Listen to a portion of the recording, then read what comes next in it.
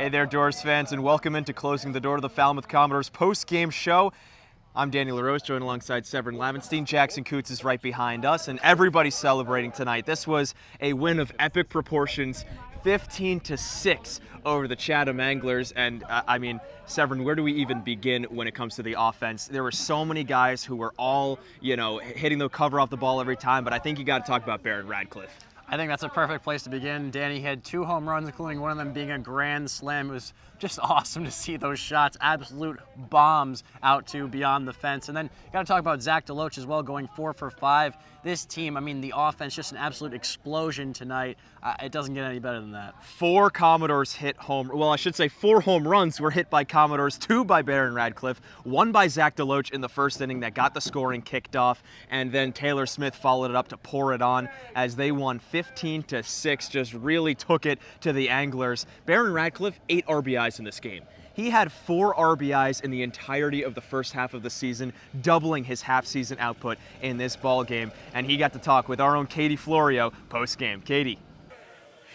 Thanks, guys. And Baron, I mentioned during pregame tonight that every game with Chatham this season has been close, but then you guys go out there and break it open tonight. What kept the offense running on all cylinders?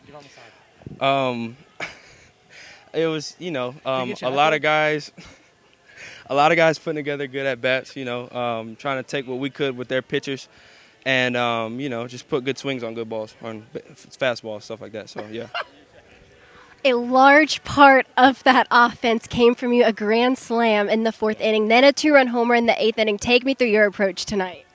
I've been struggling in the past, so I just wanted to do everything that I could, keep my head on it and be able to put good swings on balls. People like to attack me first pitch outside, so I wanted to be sure I was able to drive that.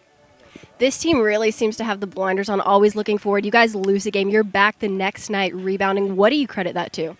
Our drive, we never give up. We're a team that's always ready to compete. So it's just one of those things where, we're never out of a game, no matter what. So, yeah. For sure. Thank you, Baron. Guys, back to you.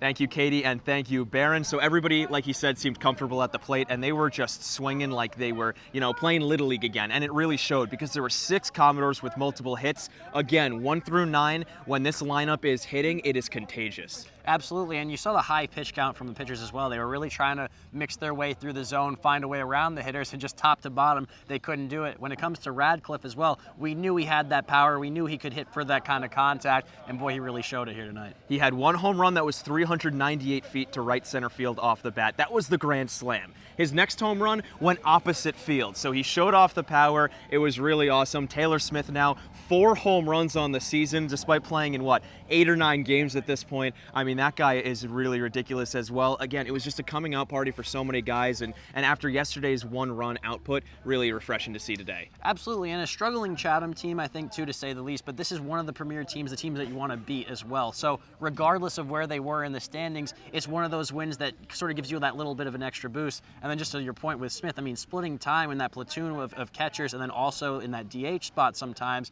I mean, he's not getting all the at-bats that necessarily some of these other guys might, but he's still producing at the highest level, top to bottom. It's amazing.